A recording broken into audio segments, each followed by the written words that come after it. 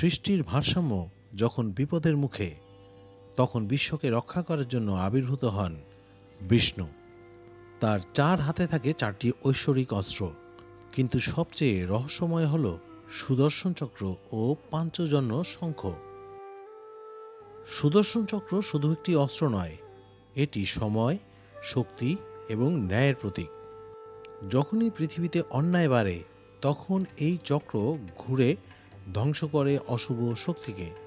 আর শঙ্খের ধ্বনি প্রতীক সৃষ্টি ও পবিত্রতার। বিশ্বাস করা হয় শঙ্খধ্বনি অশুভ শক্তিকে দূরে সরিয়ে দেয় এবং চারদিকে ছড়িয়ে দেয় পবিত্র শক্তি। তাই বিষ্ণুর হাতে শঙ্খ মানে শান্তি ও পবিত্রতার আহ্বান, আর চক্র মানে অন্যায়ের বিরুদ্ধে ন্যায়ের শক্তি। এই 2 শক্তির মাধ্যমেই তিনি যুগে যুগে রক্ষা করেন এই বিশ্ব ব্রহ্মাণ্ডকে। অসীম জলের মাঝখানে ধীরে ধীরে ফুটে উঠছে এক নির্মল ফুল, পদ্ম।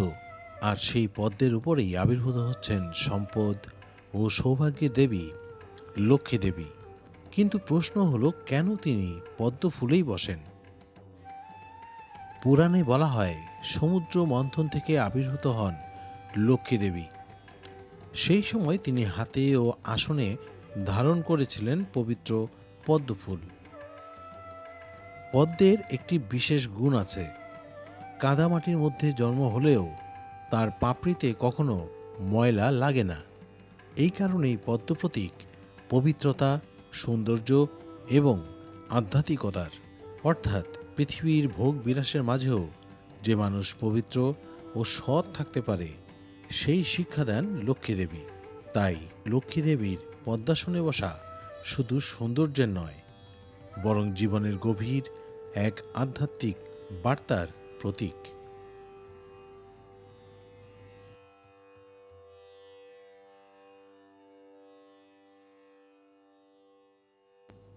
ভোরের শান্ত আলো, চারদিকে নীরবতা, সেই পবিত্র পরিবেশে আবির্ভূত হন জ্ঞান ও বিদ্যার দেবী সরস্বতী দেবী। আপনি কি খেয়াল করেছেন, তিনি সব সময় সাদা পোশাক পরেন, সাদা পদ্মে বসেন, এমনকি তার বাহন রাজহাঁসও সাদা। কিন্তু কেন? হিন্দু দর্শনে সাদা রং প্রতীক পবিত্রতা, শান্তি এবং জ্ঞানের আলো। যে জ্ঞান মানুষের মনকে অন্ধকার থেকে আলোর পথে নিয়ে যায়।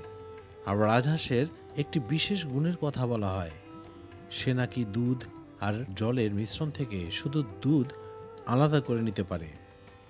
আর এই কারণেই সরস্বতী দেবীর বাহন রাজহাঁস, যা প্রতীক সত্য ও মিথ্যার মধ্যে পার্থক্য বোঝার ক্ষমতার।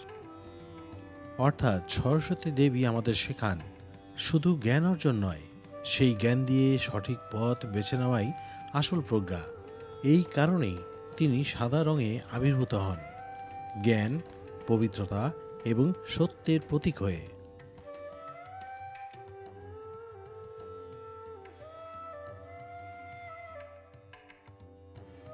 মহাভারতের যুদ্ধক্ষেত্র, 2 পক্ষ প্রস্তুত যুদ্ধের জন্য। মধ্য মঞ্চে দাঁড়িয়ে আছেন কৃষ্ণ এবং অর্জুন, ভয় ও দ্বিধায় ভরা। অর্জুন দ্বন্দ্বে ভুগছেন, কি করা উচিত, কি ভুল, কি শুদ্ধ। ঠিক তখনই কৃষ্ণ বলেন, কর্ম করো, ফলের আশা ছাড়া। এটাই গীতার সবচেয়ে শক্তিশালী শিক্ষা, নিষ্কাম কর্ম।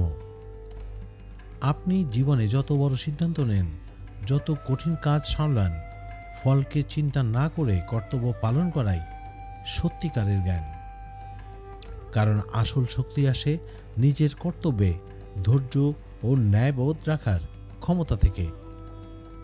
ফল আসুক বা না আসুক, আপনার মন ও আত্মা অটল যেন থাকে। ভগবদ্গীতা শেখায় কর্মই ধর্ম, কর্মই মুক্তি।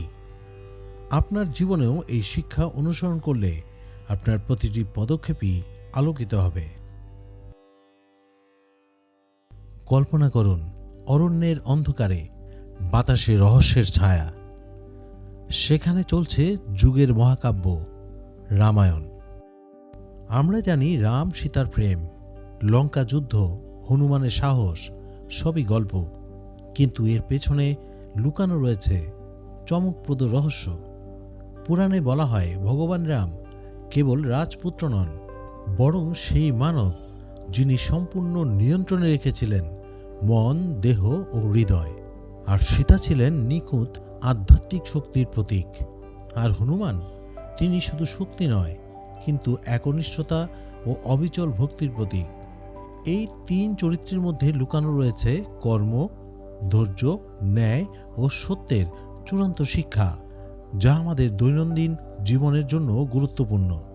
রামায়ণ শুধু গল্প নয়, এটি একটি জীবনের ন্যায়, দায়িত্ব ও ধৈর্যের মানচিত্র, যা চিরকাল অনুপ্রেরণা যোগায়।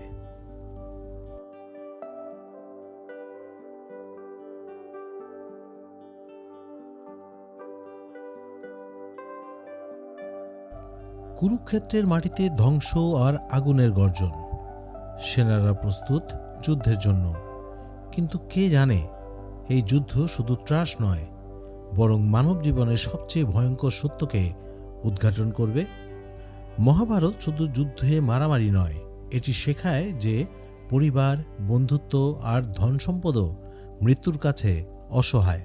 যুদ্ধ শেষ হলে দেখা যায় বিজয়ী বা পরাজিত সবার জীবন ক্ষয়, প্রিয়জন হারানো, শহর ধ্বংস, ধন সম্পদ নিঃশেষ। এই সবই মানুষকে দেখায় ক্ষমতা ও লোভের প্রকৃত ভয়ঙ্করতা। এটি আমাদের শেখায় যে মানুষ শুধু ক্ষমতা ও ক্ষমতা লিপ্সায় আবদ্ধ থাকে, সে কখনো শান্তি পায় না। কর্মের ফল অল্প বা বেশি সবই অবশ্যম্ভাবী। মহাভারত আমাদের স্মরণ করিয়ে দেয়, ন্যায়, দায়িত্ব ও সততা ছাড়া কোনো বিজয় স্থায়ী নয়।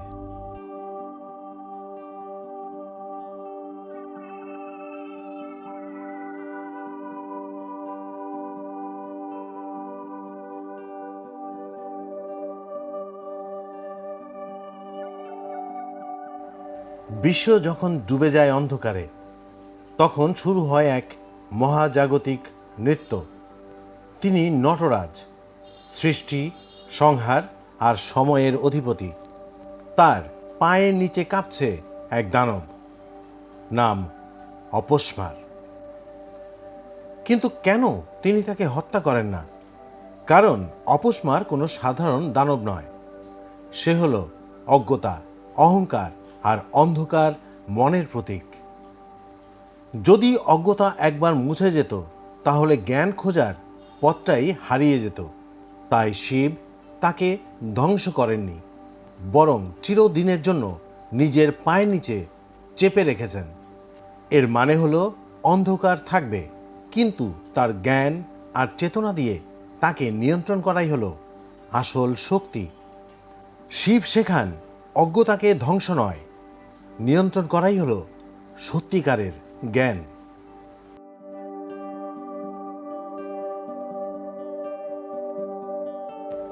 হিন্দু ধর্ম, যেখানে প্রকৃতি ছিল দেবতা, আর সেই প্রকৃতির মাঝেই এক প্রাণী পেয়েছে মাতার সম্মান। সে হলো গরু, মানে গোমাতা। হিন্দু শাস্ত্রে গরুকে ধরা হয় দেবী কামধেনু, যিনি ইচ্ছা পূরণ করেন, জীবনের সব প্রয়োজন মেটান, দুধ দেয়, খাদ্য দেয়, কৃষিতে সাহায্য করে। মানুষের জীবনের প্রতিটি স্তরে তার অবদান। তাই গরু শুধু একটি প্রাণী নয়, সে জীবনের প্রতীক, লালন পালনের প্রতীক। এমনকি শ্রীকৃষ্ণ নিজেও ছিলেন গোপাল, গরুর রক্ষক। গরুর সাথেই তার লীলা।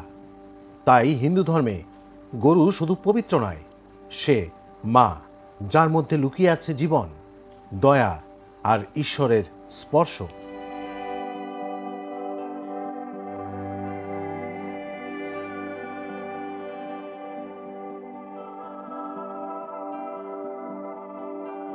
যখন মহাবিশ্বে ছড়িয়ে পড়ে অশান্তি, তখন ধ্যানমগ্ন হন মহাদেব। অনন্ত তপস্যার পর তার চোখ থেকে ঝরে পড়ে অশ্রু। সেই অশ্রু থেকেই জন্ম নেয় এক অলৌকিক বীজ, রুদ্রাক্ষ। রুদ্র মানে শিব, আর অক্ষ মানে চোখের জল। বিশ্বাস করা হয় রুদ্রাক্ষ ধারণ করলে মন শান্ত হয়, নেতিবাচক শক্তি দূরে থাকে। শুধু এটি একটি বীজ নয়, এটি এক আধ্যাত্মিক শক্তির প্রতীক। যারা সাধনা করেন, যারা খোঁজেন অন্তরের শান্তি, তাদের জন্য রুদ্রাক্ষ এক সাথী। তাই রুদ্রাক্ষ ধারণ করা মানে মহাদেবের শক্তিকে নিজের সাথে ধারণ করা।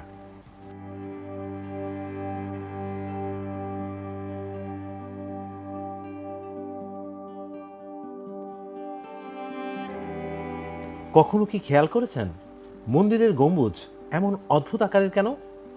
এটা কি শুধু সৌন্দর্যের জন্য, নাকি এর পেছনে লুকিয়ে আছে কোনো গভীর রহস্য? প্রাচীন হিন্দু স্থাপত্যে মন্দিরের গম্বুজকে বলা হয় শিখর, যা আকাশের দিকে উঠতে থাকা শক্তির প্রতীক। বিশ্বাস করা হয় এই গম্বুজ এমনভাবে তৈরি যাতে মহাজাগতিক শক্তি এখানে কেন্দ্রীভূত হয়। আর যখন ভক্তরা প্রার্থনা করেন, তাদের মনোযোগ ও শক্তি এই গম্বুজে প্রতিফলিত হয়ে আরও গভীর হয়। গম্বুজের উপর থাকা ধাতব কলস শক্তিকে টেনে এনে চারদিকে ছড়িয়ে দেয়। তাই মন্দির শুধু একটি স্থাপনা নয়, এটি এক শক্তির কেন্দ্র। মন্দিরের গম্বুজ আমাদের মনে করিয়ে দেয়, মানুষের চেতনা সব সময় উপরের দিকেই উঠতে চায়। প্রতিদিন অন্ধকারকে ভেঙে এক শক্তি ফিরে আসে। সে শুধু আলো নয়, সে জীবন। হিন্দু ধর্মে সূর্যকে বলা হয় দেবতা, সূর্যদেব। কারণ সূর্য ছাড়া নেই আলো, নেই শক্তি, নেই জীবন। তাই প্রতিদিন সূর্যকে নমস্কার করা মানে জীবনকে, শক্তিকে আর প্রকৃতিকে সম্মান জানানো। এটি শুধু প্রার্থনা নয়, এটি শরীর ও মনের এক গভীর সংযোগ। বিশ্বাস করা হয় সূর্যের এই প্রণাম মানুষকে দেয় শক্তি, স্বাস্থ্য আর ইতিবাচকতা। তাই সূর্যকে নমস্কার মানে প্রতিদিন নতুন জীবনের জন্য কৃতজ্ঞতা প্রকাশ। সূর্য প্রণাম মন্ত্রে বলা হয় জবা কুসুম শঙ্কাশং কাশ্যপেয়ং মহাদ্যুতিম দান্তারিং সর্বপাপঘ্ন প্রণতহস্মি দিবাকরম।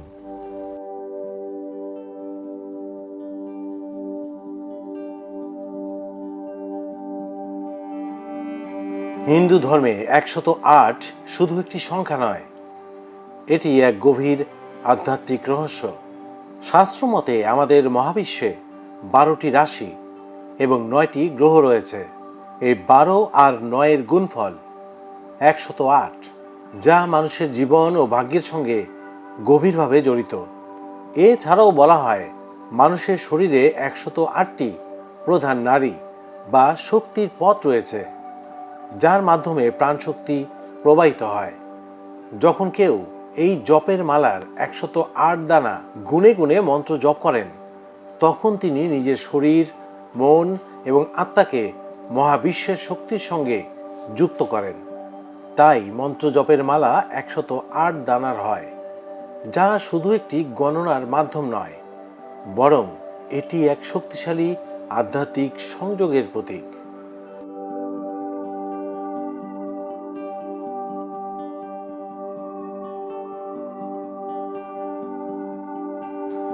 আপনি কি কখনো ভেবেছেন হিন্দু ধর্মে গরুর দুধ দিয়ে তৈরি ঘি দিয়ে প্রদীপ কেন জ্বালানো হয়?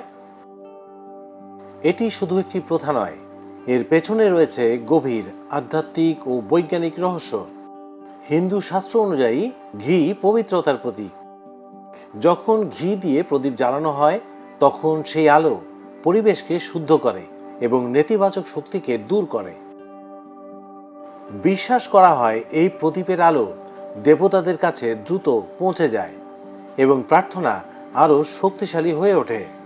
বৈজ্ঞানিকভাবেও বলা হয় গরুর দুধে তৈরি ঘি জ্বালালে বাতাসে ইতিবাচক আয়ন তৈরি হয়, যা মনকে শান্ত করে এবং পরিবেশকে নির্মল রাখে। তাই মন্দির হোক বা ঘর, ঘি দিয়ে প্রদীপ জ্বালানো মানে শুধু আলো জ্বালানো নয়, বরং নিজের চারপাশে এক পবিত্র শক্তির বৃত্ত তৈরি করা।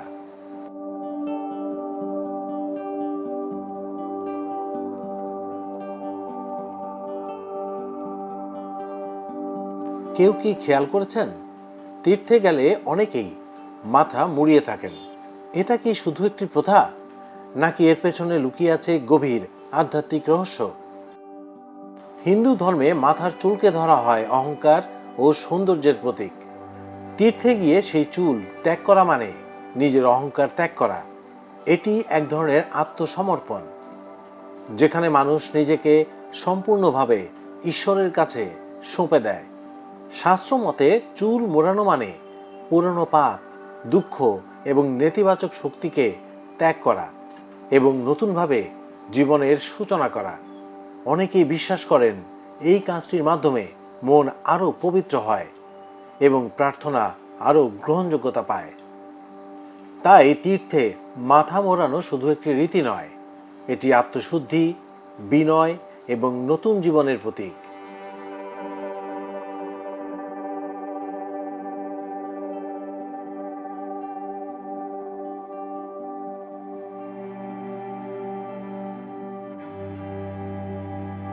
আচ্ছা, মন্দিরে নারকেল ভাঙা হয় কেন? এটা কি শুধু একটি রীতি, নাকি এর পেছনে লুকিয়ে আছে গভীর রহস্য? হিন্দু ধর্মে নারকেলকে ধরা হয় মানুষের অহংকার ও বাহ্যিক আবরণের প্রতীক। নারকেলের শক্ত খোলস যেমন ভেতরের সাদা অংশকে ঢেকে রাখে, ঠিক তেমনি আমাদের অহংকার আমাদের আসল সত্তাকে ঢেকে রাখে। যখন মন্দিরে নারকেল ভাঙা হয়, তখন তা আসলে নিজের অহংকার ভেঙে ফেলার প্রতীক। ভেতরের সাদা বিশুদ্ধ অংশটি বোঝায় পবিত্র মন ও আত্মা, যা আমরা ঈশ্বরের কাছে সমর্পণ করি। অনেকে বিশ্বাস করেন নারকেল ভাঙার মাধ্যমে নেতিবাচক শক্তি দূর হয় এবং ইচ্ছা পূরণের পথ খুলে যায়। তাই মন্দিরে নারকেল ভাঙা শুধু একটি প্রথা নয়, এটি আত্মশুদ্ধি, বিনয় ও ভক্তির প্রতীক।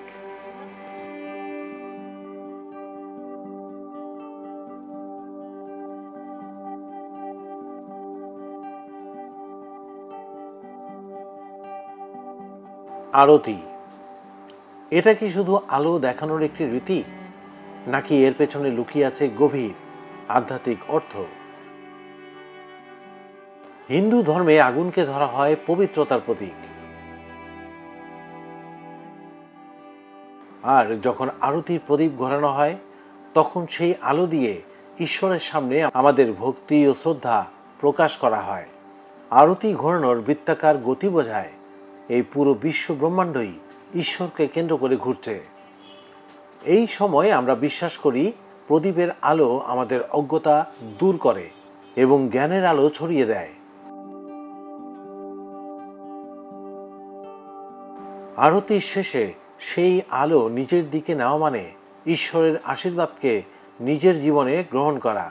তাই আরতি ঘোরানো শুধু একটি প্রথা নয়, এটি ভক্তি, শক্তি এবং আলো দিয়ে জীবনের অন্ধকার দূর করার প্রতীক।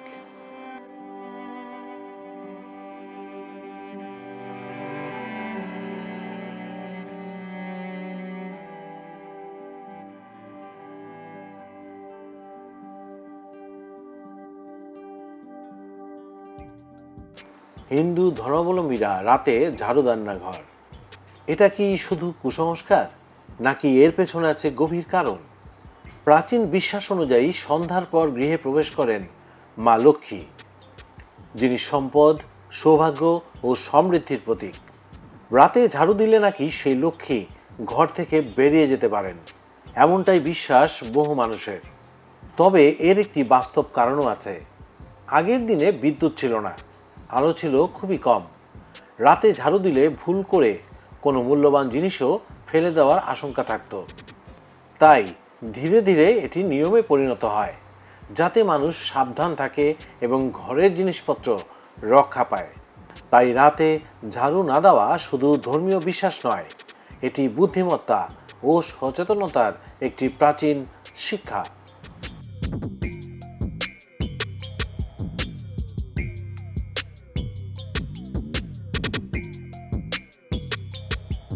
অনেকেই খাবারের আগে মন্ত্র বলেন। এটা কি শুধু একটি ধর্মীয় রীতি, নাকি এর পেছনে আছে কোনো রহস্য? হিন্দু ধর্মে খাদ্যকে শুধু খাবার নয়, প্রসাদ হিসেবে দেখা হয়। বিশ্বাস করা হয় এই খাদ্যই আমাদের শরীর ও জীবনের শক্তির উৎস। খাবারের আগে মন্ত্র বলা মানে ঈশ্বরকে কৃতজ্ঞতা জানানো, যিনি এই আহার আমাদের জন্য দিয়েছেন। অনেকে ব্রহ্মাপর্ণম মন্ত্র পাঠ করেন। ব্রহ্মাপর্ণং ব্রহ্ম হবি, ব্রহ্মাগ্ন ব্রহ্মণা হুতম, ব্রহ্মৈব তেন গন্তব্যং, ব্রহ্ম কর্ম সমাধিনা। অর্থ, খাবার যে খাচ্ছে, যে আগুনে হজম হচ্ছে, সবই ব্রহ্ম। যে এই জ্ঞান নিয়ে খায় সে ঈশ্বরের সাথেই যুক্ত হয়। যেখানে বলা হয় খাবার, ভোজনকারী এবং শক্তি সবই ঈশ্বরের অংশ, এতে মন শান্ত হয়, খাবারের প্রতি শ্রদ্ধা বাড়ে এবং অস্থিরতা কমে যায়। বৈজ্ঞানিকভাবেও খাওয়ার আগে কিছুক্ষণ থামা ও মনোযোগ দেওয়া হজম প্রক্রিয়াকে উন্নত করতে সাহায্য করে। তাই খাবারের আগে মন্ত্র বলা শুধু একটি প্রথা নয়, এটি ভগবানের প্রতি কৃতজ্ঞতা, মনোযোগ ও আত্মশুদ্ধির একটি সুন্দর অভ্যাস।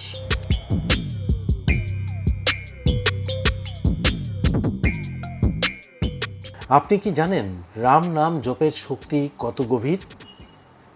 শুধু একটি নাম বলার মধ্যে লুকানো রয়েছে অসীম আধ্যাত্মিক শক্তি।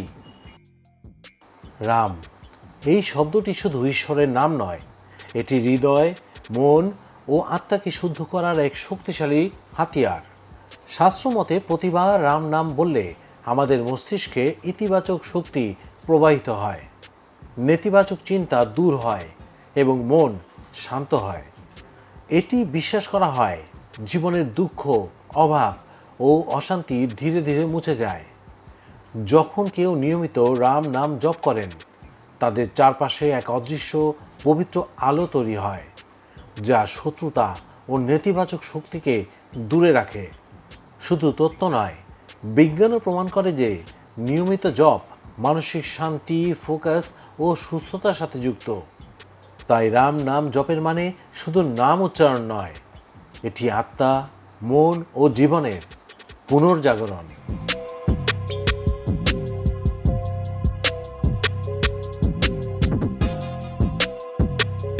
আপনি কি জানেন হিন্দু ধর্মে কালো রঙকে অনেক সময় এড়িয়ে চলা হয়?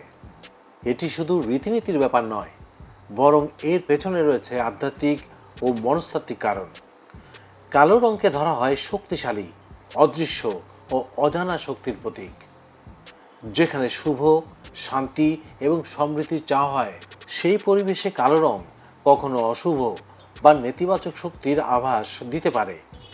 শাস্ত্রে বলা হয় বিশেষ দিনে, যেমন বিবাহ, পূজা বা নতুন কোনো উদ্যোগে হালকা ও উজ্জ্বল রং পরা সুখ, সমৃদ্ধি ও ইতিবাচক শক্তির আকর্ষণ করে। অন্যদিকে কালো রং শক্তি, বাধা বা দুঃখের প্রতীক হিসেবে ধরা হয়। সুতরাং আমাদের জীবনকে ইতিবাচক রাখা এবং মনোবল বাড়ানোর জন্য বিশেষ অনুষ্ঠানে কালো রং এড়িয়ে চলা হয়। তাই কালো রং এড়ানো শুধু রীতিনীতি নয়, এটি পবিত্রতা, সুখ ও সমৃদ্ধি আকর্ষণের একটি প্রাচীন শিক্ষা।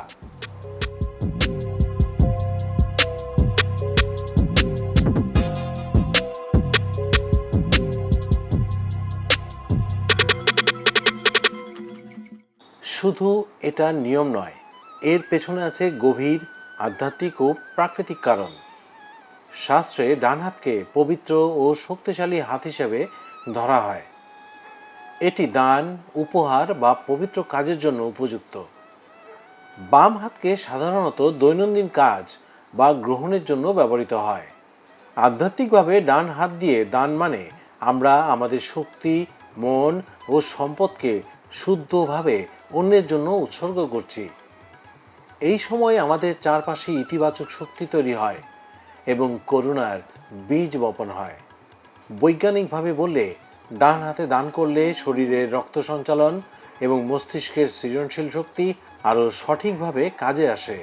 তাই এই দান কেবল দান নয়, এটি শক্তি, শ্রদ্ধা ও ভালোবাসার এক আধ্যাত্মিক প্রকাশ।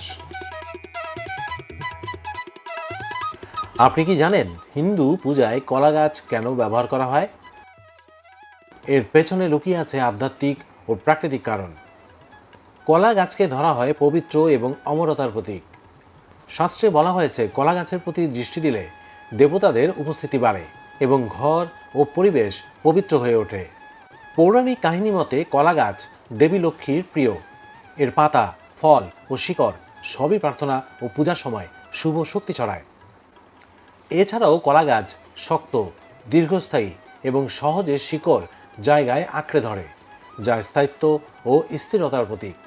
এটি আমাদের শেখায় আধ্যাত্মিক শক্তিতে ও ধৈর্যে স্থির থাকতে হবে। তাই পূজায় কলা গাছ ব্যবহার করা মানে শুধু এটি সাজ নয়, এটি পবিত্রতা, স্থায়িত্ব ও দেবতাদের আশীর্বাদের প্রতীক।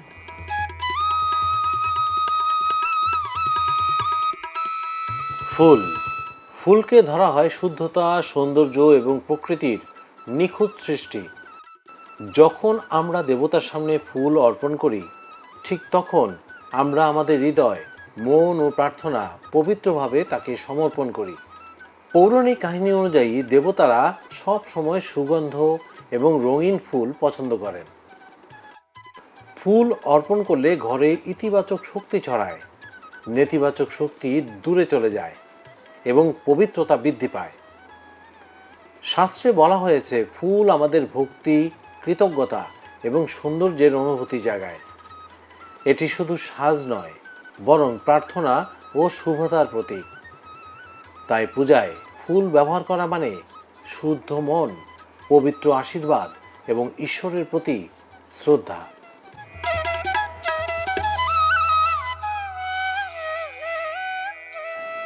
90% মানুষ এটা জানে না। প্রণাম করার সময় পায়ে হাত দেওয়ার আসল রহস্যটা কি? আপনি কি কখনো ভেবেছেন কেন আমরা বড়দের পায়ে হাত দিয়ে প্রণাম করি? হিন্দু ধর্মে বিশ্বাস করা হয় আমাদের শরীরে এক ধরনের শক্তি বা এনার্জি প্রবাহিত হয়। বয়সে বড় ও জ্ঞানী মানুষের মধ্যে এই ইতিবাচক শক্তি বেশি থাকে।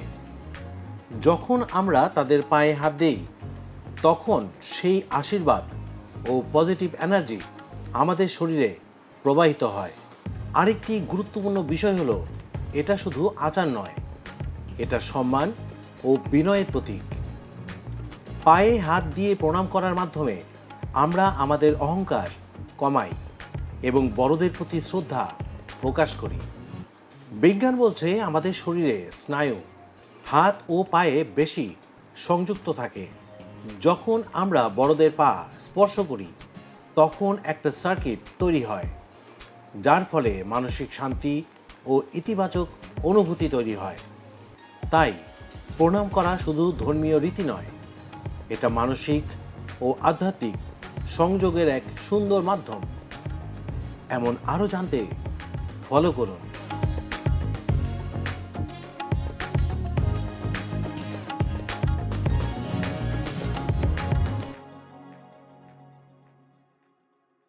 রাতের নীরবতা, চারপাশে অন্ধকার, আর আপনি নখ কাটছেন। কিন্তু আপনি কি কখনো ভেবেছেন কেন এই কাজটি করা নিষেধ করা হয়েছে? হিন্দু শাস্ত্র অনুযায়ী রাতকে ধরা হয় তামসিক সময়, অর্থাৎ এমন এক সময় যখন নেতিবাচক শক্তির প্রভাব বেশি থাকে। এই সময় শরীরের অংশ যেমন নখ বা চুল কাটা মানে নিজের শুভ শক্তিকে কমিয়ে ফেলা। বিশ্বাস করা হয় নখ ও চুল আমাদের শরীরের শক্তির বাহক, তাই রাতের সময় এগুলো কাটা হলে অশুভ প্রভাব পড়তে পারে এবং জীবনে অস্থিরতা বা দুর্ভাগ্য ডেকে আনতে পারে। আরও একটি ধারণা হলো রাতের দেবতা নয়, বরং অশুভ শক্তির আধিপত্য বেশি থাকে। তাই এই সময়ে শরীর থেকে কিছু বিচ্ছিন্ন করা হলে তা অশুভ শক্তিকে আকৃষ্ট করতে পারে। তবে এর পেছনে বাস্তব কারণও আছে। আগের দিনে আলো কম থাকায় আঘাত লাগার ঝুঁকি ছিল, তাই ধর্মীয় নিয়মের মাধ্যমেই মানুষকে তখন সতর্ক করা হয়েছিল। তাই এটা শুধু কুসংস্কার নয়, এটা বিশ্বাস, সতর্কতা এবং জীবনযাত্রার নিয়মের একটি অংশ। এমন আরও জানতে ফলো করুন।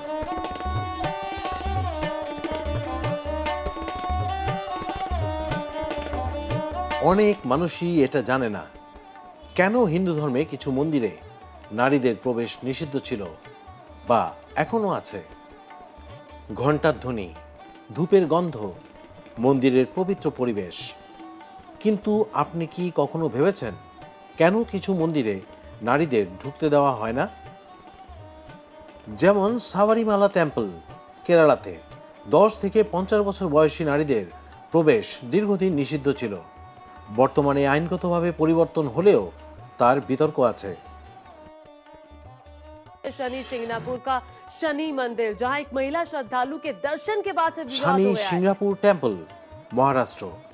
আগে নারীদের মূল চত্বরে ঢুকতে দেওয়া হতো না, এখন অনেকটাই শিথিল।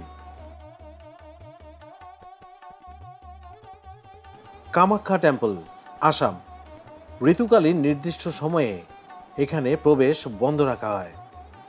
হিন্দু ধর্মের কিছু প্রাচীন বিশ্বাস অনুযায়ী নির্দিষ্ট মন্দিরগুলোতে যে দেবতার পূজা হয় তারা ব্রহ্মচারী রূপে পূজিত হন, অর্থাৎ চিরকুমার। তাই সেই পবিত্রতা বজায় রাখার জন্য কিছু নিয়ম মানা হয়, যেখানে নির্দিষ্ট বয়সের নারীদের প্রবেশ সীমাবদ্ধ করা হয়েছে। আজকের দিনে অনেক জায়গায় এই নিয়ম পরিবর্তিত হচ্ছে। তাই এই বিষয়টি শুধু নিষেধাজ্ঞা নয়, এটা ইতিহাস, বিশ্বাস এবং সমাজের পরিবর্তনের একটি অংশ। এমন আরও জানতে ফলো করুন।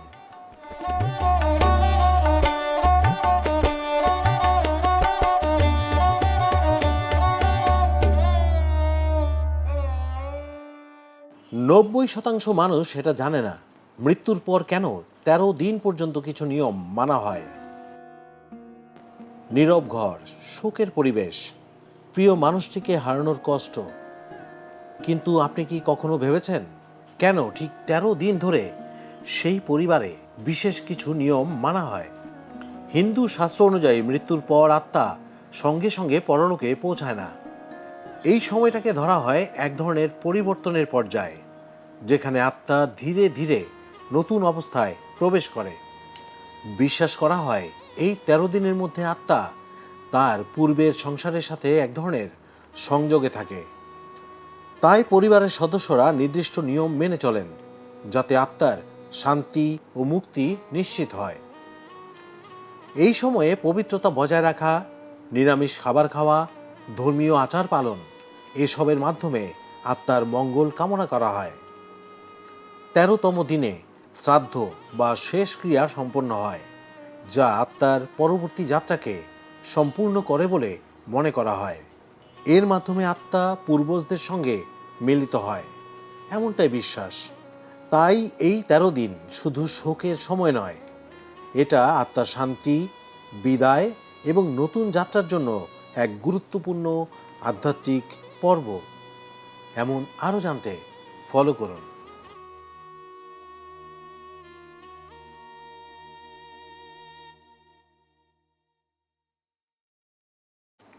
অনেকেই এটা জানেন না কেন হিন্দু পূজায় লাল রং এত বেশি ব্যবহার করা হয়। ধূপের গন্ধ, ফুলের সাজ আর চারপাশে লাল রঙের ছোঁয়া। কিন্তু আপনি কি কখনো ভেবেছেন কেন এই লাল রঙই সবচেয়ে বেশি দেখা যায়? হিন্দু ধর্মে লাল রঙকে ধরা হয় শক্তি, শুভতা এবং জীবনের প্রতীক হিসেবে। এই রং দেবী শক্তির সঙ্গে বিশেষভাবে যুক্ত।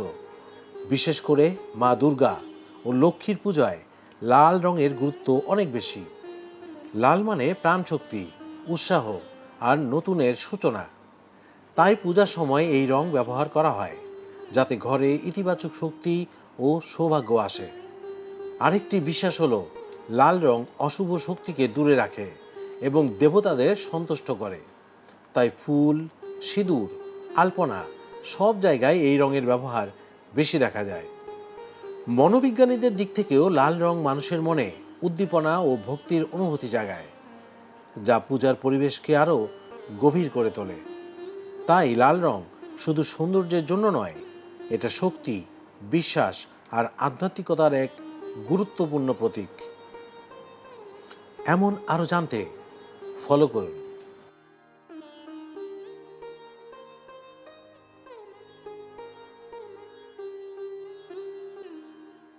90% মানুষই জানে না কেন হিন্দু ধর্মে বাম হাত দিয়ে কিছু দেওয়া বা নেওয়া নিষেধ করা হয়। পূজার থালা, প্রসাদ হাতে নেওয়া কিন্তু হঠাৎ বলা হলো ডান হাত ব্যবহার করুন। আপনি কি কখনো ভেবেছেন কেন? হিন্দু ধর্মে ডান হাতকে ধরা হয় শুভ বা পবিত্র হাত। পূজা, দান, প্রসাদ গ্রহণ এসব সবই ডান হাতে করা হয়, কারণ এটি সম্মান ও শুদ্ধতার প্রতীক। অন্যদিকে বাম হাতকে দৈনন্দিন ব্যক্তিগত কাজের সঙ্গে যুক্ত করা হয়, যা শাস্ত্র অনুযায়ী ততটা পবিত্র নয়। তাই দেবতার উদ্দেশ্যে কিছু দেওয়া বা কারো কাছ থেকে কিছু গ্রহণ করার সময় ডান হাত ব্যবহার করার নিয়ম তৈরি করা হয়েছিল। এর পেছনে আরেকটি গভীর অর্থও আছে। এটা শৃঙ্খলা ও সম্মানের প্রকাশ। ডান হাতে কিছু দেওয়া মানে আপনি সেটিকে গুরুত্ব দিয়ে সম্মান সহকারে দিচ্ছেন। প্রাচীন সমাজে এই নিয়ম স্বাস্থ্যবিধির সাথেও যুক্ত ছিল, যাতে পরিষ্কার পরিচ্ছন্নতা বজায় থাকে। তাই এটি শুধু একটি নিয়ম নয়, এটা পবিত্রতা, সম্মান এবং সংস্কৃতির এক সুন্দর প্রতিফলন। এমন আরও জানতে ফলো করুন।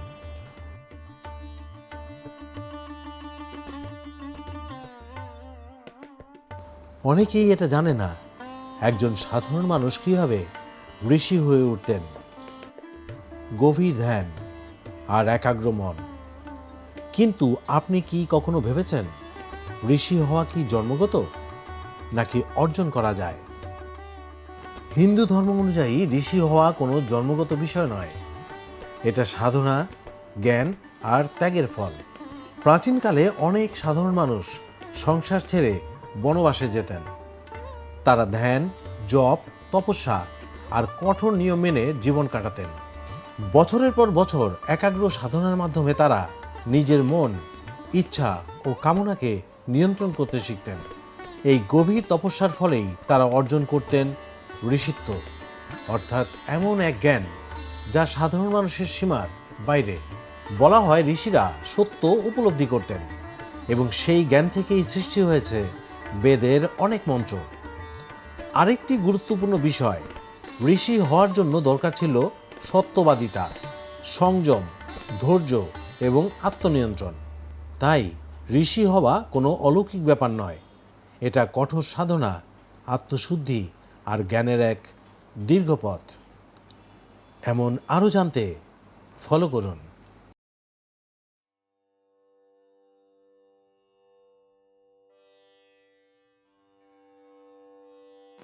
অনেকেরই অজানা প্রাচীন ঋষিরা কিভাবে এত অসাধারণ শক্তি অর্জন করতেন।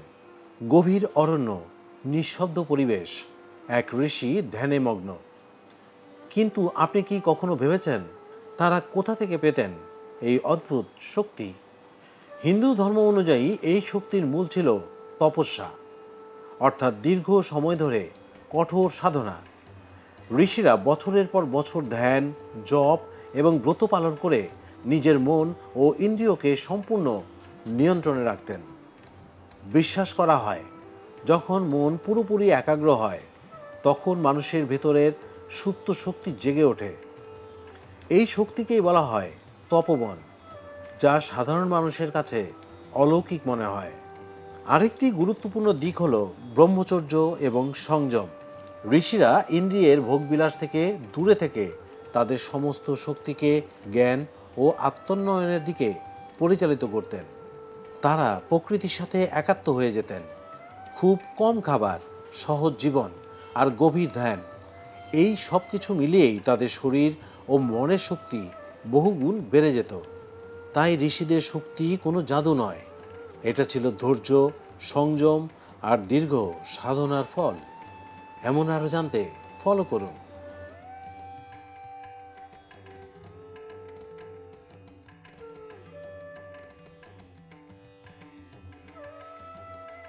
অনেকের মনে প্রশ্ন জাগে, কেন হিন্দু ধর্মে কিছু মানুষকে অবতার বলা হয়? সাধারণ মানুষ, আর তার মাঝে কেউ কেউ ইতিহাসে রেখে যান এক অদ্ভুত ছাপ। আপনি কি কখনো ভেবেছেন কেন তাদের অবতার বলা হয়? হিন্দু ধর্ম অনুযায়ী যখন পৃথিবীতে ধর্ম ক্ষয় হয় এবং অন্যায়, অশান্তি ও অবিচার বেড়ে যায়, তখন ঈশ্বর নিজেই বিভিন্ন রূপে পৃথিবীতে আবির্ভূত হন। এই আবির্ভাবকেই বলা হয় অবতার। বিশ্বাস করা হয় ঈশ্বর মানব রূপে এসে মানুষকে সঠিক পথে ফিরিয়ে আনেন, ধর্ম রক্ষা করেন এবং অশুভ শক্তিকে বিনাশ করেন। শ্রীকৃষ্ণ এবং রাম এই দুজনকেই হিন্দু ধর্মে ঈশ্বরের অবতার হিসেবে ধরা হয়, যারা মানব সমাজে ন্যায়, ধর্ম এবং সত্য প্রতিষ্ঠা করেছেন। আরেকটি বিশ্বাস হলো অবতাররা শুধু শক্তিশালী নন, তারা সাধারণ মানুষের মতোই জীবনযাপন করেন, যাতে মানুষ তাদের থেকে শিক্ষা নিতে পারে। তাই অবতার মানে শুধু অলৌকিক শক্তি নয়, এটা ন্যায়, ধর্ম এবং মানবতা রক্ষার এক বিশেষ রূপ। এমন আরও জানতে ফলো করুন।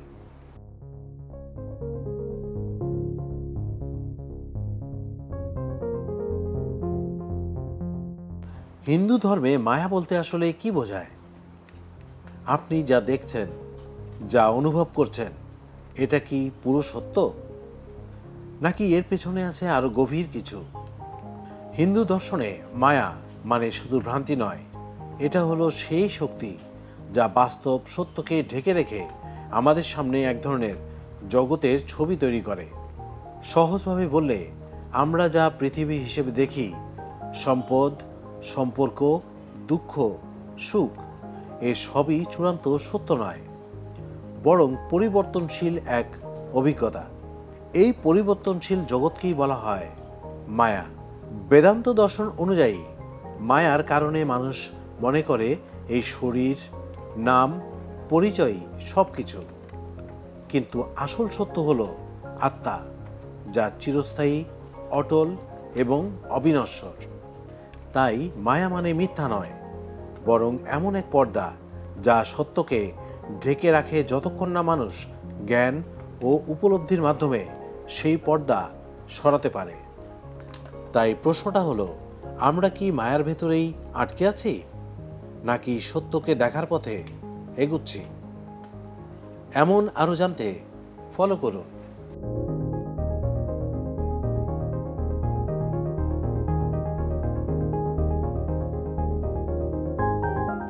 এটা অনেক মানুষই জানে না, দেবতারা কি সত্যি মানুষের রূপে পৃথিবীতে আসেন?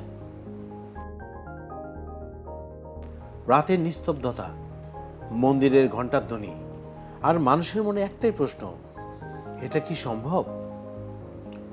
হিন্দু ধর্ম অনুযায়ী যখন পৃথিবীতে ধর্মের অবক্ষয় ঘটে এবং অন্যায় বেড়ে যায়, তখন ঈশ্বর বিভিন্ন রূপে পৃথিবীতে আবির্ভূত হন। এই রূপকেই বলা হয় অবতার। বিশ্বাস করা হয় দেবতারা সরাসরি অলৌকিক রূপে নয়, বরং মানুষের মতো জীবন ধারণ করে পৃথিবীতে আসেন, যাতে তারা মানুষের দুঃখ কষ্ট বুঝতে পারেন এবং ধর্ম পুনঃস্থাপন করতে পারেন। শ্রীকৃষ্ণ এবং রাম এই দুজনকেই হিন্দু ধর্মে ঈশ্বরের মানব রূপ হিসেবে ধরা হয়, যারা সমাজে ন্যায়, সত্য ও ধর্ম প্রতিষ্ঠা করেছিলেন। তবে অনেক সাধক মনে করেন ঈশ্বর সবসময়ই সর্বত্র আছেন, কখনো দৃশ্যমান রূপে, আবার কখনো অদৃশ্য শক্তি হিসেবে। তাই প্রশ্নটা শুধু তারা আসেন কিনা নয়, বরং বিশ্বাসটা হলো ঈশ্বর সব সময় মানুষের কল্যাণের পাশে থাকেন। এমন আরো জানতে ফলো করুন।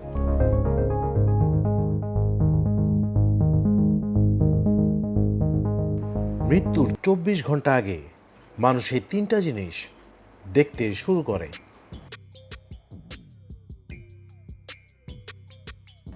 প্রথমত, অনেকেই এমন মানুষকে দেখতে পায় যারা অনেক আগেই মারা গেছেন, যেন কেউ তাকে নিতে এসেছে।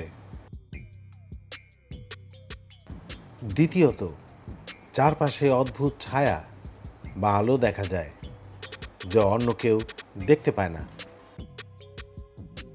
আর তৃতীয়টা সবচেয়ে ভয়ঙ্কর, মানুষ হঠাৎ করে খুব শান্ত হয়ে যায়, যেন সব ছেড়ে দিতে প্রস্তুত। হিন্দু বিশ্বাস অনুযায়ী আত্মা শরীর ছাড়ার আগে এই সংকেত দেয়। আপনি কি এটা বিশ্বাস করেন?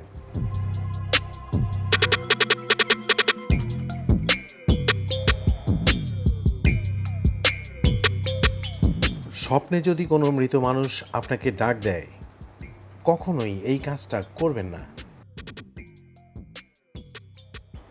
অনেকেই বলে স্বপ্নে মৃত আত্মীয় ডাকলে সেটা শুধু স্বপ্ন না, এটা হতে পারে একটা সংকেত। বিশ্বাস করা হয় যদি আপনি সেই ডাকে সাড়া দেন তাহলে জীবনে খারাপ কিছু ঘটতে পারে। তাই পুরনো মানুষেরা বলে এমন স্বপ্ন দেখলে সাথে সাথে ঈশ্বরের নাম নিতে হয়। আপনি কি কখনো এমন স্বপ্ন দেখেছেন?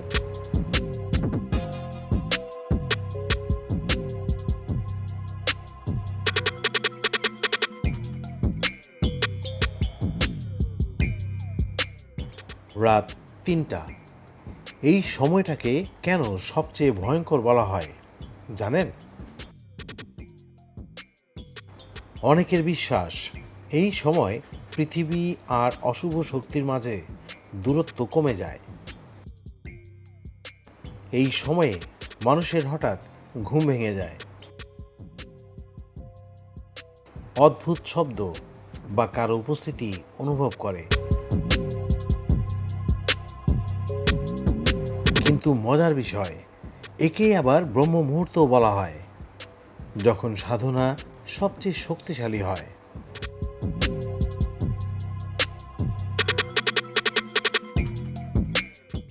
তাহলে রাত ৩টা ভালো না খারাপ? আপনার মতামত কি?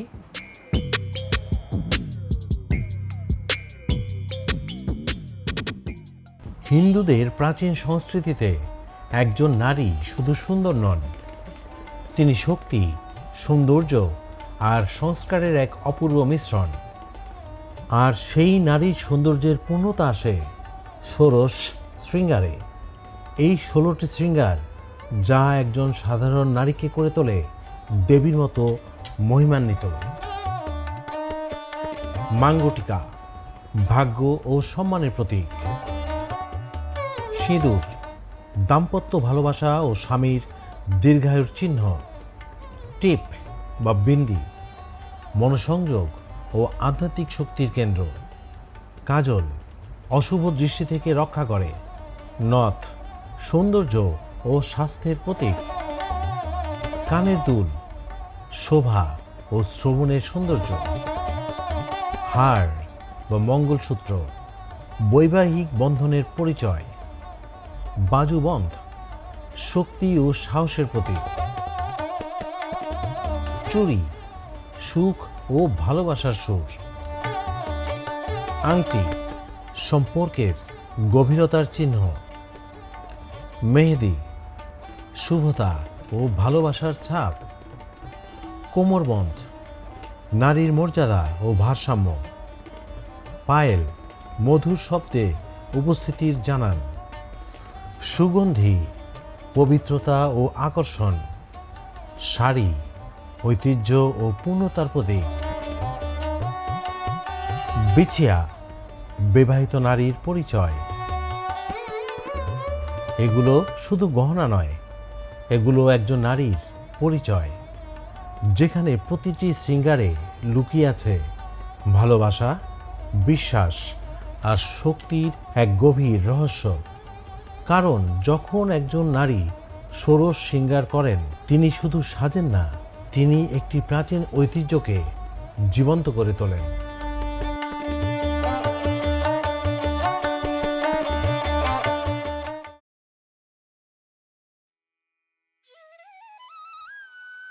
সূর্য ডোবার পর এমন 7টি কাজ আছে যা হিন্দু ধর্মে অশুভ বলে মানা হয়। বলা হয় এগুলো করলে ঘরে নেমে আসে দারিদ্র্য, অশান্তি আর নেতিবাচক শক্তি। কিন্তু কেন? চলুন জানি। হিন্দু ধর্মে সূর্যাস্তকে দিনের এক বিশেষ পরিবর্তনের সময় বলা হয়। এই সময়ে পরিবেশে শান্ত ও আধ্যাত্মিক শক্তির প্রভাব বাড়ে বলে বিশ্বাস করা হয়। তাই কিছু কাজ এড়িয়ে চলতে বলা হয়েছে এই সময়ে। প্রথমত, সূর্য ডোবার পর ঝাড়ু দেওয়া নিষেধ। মনে করা হয় এতে মা লক্ষ্মী ঘর ছেড়ে চলে যান। দ্বিতীয়ত, নখ বা চুল কাটা অশুভ ধরা হয়। প্রাচীনকালে রাতে আলো কম থাকায় এটি বিপজ্জনক ছিল। তৃতীয়ত, দুধ বা দই কাউকে ধার দেওয়া উচিত নয়। বিশ্বাস করা হয় এতে ঘরে সৌভাগ্য কমে যায়। চতুর্থত, সন্ধ্যার পরে তুলসী পাতা ছেঁড়া নিষেধ, কারণ তুলসীকে দেবীর রূপ মানা হয়। পঞ্চমত, ঝগড়া বা খারাপ কথা বলা এই সময়ে অশান্তি ডেকে আনে বলে মনে করা হয়। ষষ্ঠত, সন্ধ্যায় ঘুমিয়ে পড়া অলসতা ও নেতিবাচক শক্তির প্রতীক ধরা হয়। আর সপ্তমত, খাবার খোলা রেখে দেওয়া নিষেধ, কারণ এটি অশুদ্ধতার প্রতীক বলে মনে করা হয়। এই নিয়মগুলো শুধু ধর্মীয় বিশ্বাস নয়, অনেক ক্ষেত্রেই এর পেছনে লুকিয়ে আছে স্বাস্থ্য, শৃঙ্খলা আর ইতিবাচক জীবনের শিক্ষা।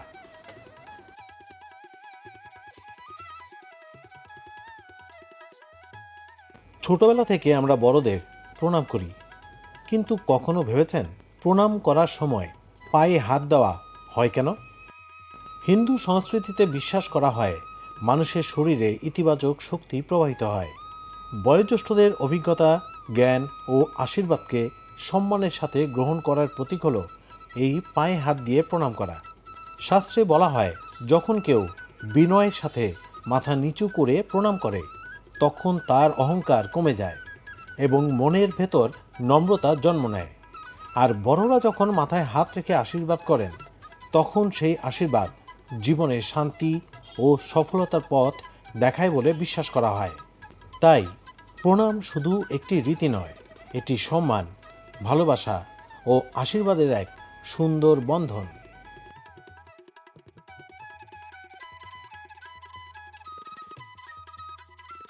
হিন্দু ধর্মে একটা কথা প্রায়ই শোনা যায়, উত্তর দিকে মাথা দিয়ে ঘুমানো উচিত নয়। কিন্তু কেন? বাস্তুশাস্ত্র ও প্রাচীন বিশ্বাস অনুযায়ী পৃথিবীর একটি চৌম্বক শক্তি রয়েছে। মানুষের শরীরেও রয়েছে সূক্ষ্ম চৌম্বক প্রবাহ। যখন কেউ উত্তর দিকে মাথা দিয়ে ঘুমায় তখন পৃথিবীর চৌম্বক শক্তির সাথে শরীরের প্রবাহের সংঘর্ষ হয় বলে মনে করা হয়। এর ফলে ঘুমের সমস্যা, দুঃস্বপ্ন, মানসিক অশান্তি এবং শরীরে ক্লান্তি বাড়তে পারে, এমনটাই বিশ্বাস করেন অনেকেই। হিন্দু ধর্মে আরও বলা হয়, উত্তর দিক দেবতাদের দিক এবং মৃতদেহকেও অনেক সময় উত্তরমুখী করে রাখা হয়। তাই জীবিত মানুষের জন্য এই দিকে মাথা দিয়ে ঘুমানো অশুভ ধরা হয়। তাই বাস্তুশাস্ত্রে বলা হয়, পূর্ব বা দক্ষিণ দিকে মাথা দিয়ে ঘুমানো শুভ ও শান্তির প্রতীক। প্রাচীন বিশ্বাস হোক বা বিজ্ঞান, শান্ত ঘুমই সবচেয়ে বড় বিষয়।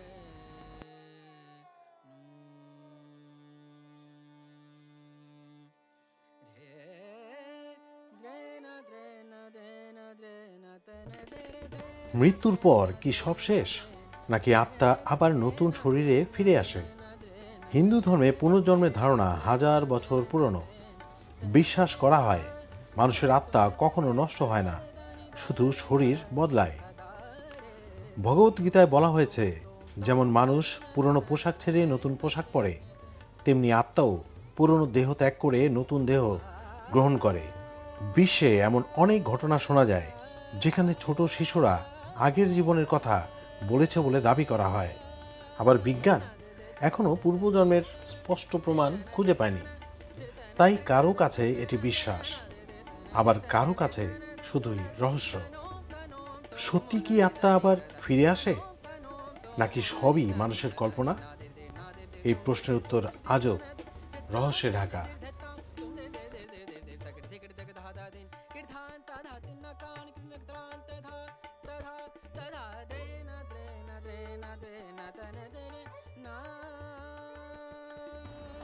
শুধু একটা লেবু আর কয়েকটি লঙ্কা, তবুও মানুষ বিশ্বাস করে এটাই নাকি দূরে রাখে অশুভ শক্তিকে।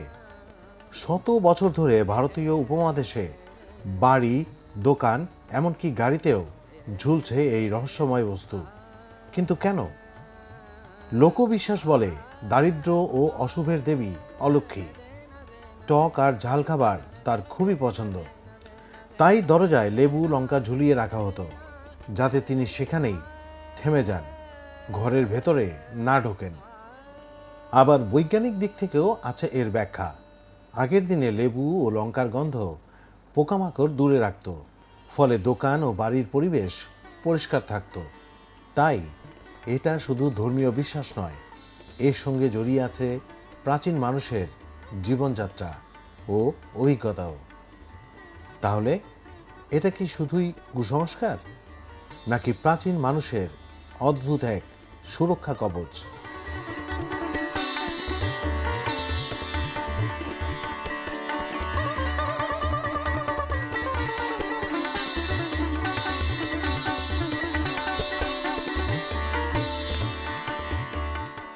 পূজা করতে গেলে ফুল, প্রদীপ, জল, ধূপ আর ফল, এই 5টি জিনিস প্রায় সব সময়ই লাগে। কিন্তু কখনো ভেবেছেন কেন? হিন্দু ধর্ম অনুযায়ী এই পৃথিবী তৈরি হয়েছে 5টি মৌলিক উপাদানে: ক্ষিতি, অপ, তেজ, মরুত ও বম, অর্থাৎ মাটি, জল, আগুন, বাতাস আর আকাশ। ফুল, ফুল বোঝায় মাটি বা প্রকৃতির সৌন্দর্য। জল, জল প্রতীক বোঝায় পবিত্রতা ও জীবনের। প্রদীপ, প্রদীপের আগুন অন্ধকার দূর করে জ্ঞানের আলো ছড়ায়। ধূপ, ধূপের ধোঁয়া বাতাসে ছড়িয়ে পরিবেশকে পবিত্র করে।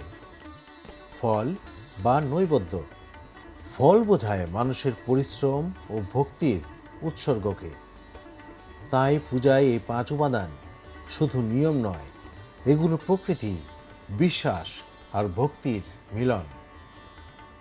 এতেই বোঝা যায় পূজার প্রতিটি উপাদানেই আছে গভীর অর্থ।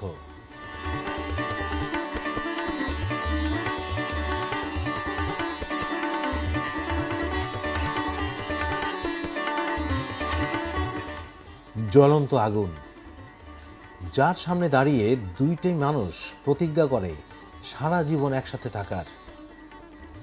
কিন্তু হিন্দু বিয়েতে আগুনকেই কেন সাক্ষী মানা হয়? শোনা যায় একসময় দেবতারা মানুষের একটা প্রশ্নের উত্তর খুঁজছিলেন। বিয়ের প্রতিজ্ঞার সবচেয়ে সত্য সাক্ষী কে হতে পারে? তখন সবাই একটাই নাম বলেছিলেন, অগ্নিদেব। কারণ আগুন সব কিছু স্পর্শ করেও নিজে কখনো অপবিত্র হয় না, সে সত্য আর পবিত্রতার প্রতীক। তাই বিশ্বাস করা হয় বিয়ের সময় আগুনের সামনে নেওয়া প্রতিটি শপথ সরাসরি দেবতার কাছে পৌঁছে যায়। আর সেই কারণেই হিন্দু বিয়েতে শুধু মানুষ নয়, স্বয়ং অগ্নিদেবও থাকেন সেই সম্পর্কের সাক্ষী হয়ে। তাই হিন্দু বিয়ের আগুন শুধু আগুন নয়, এটা 2 আত্মার চিরন্তন বন্ধনের প্রতীক।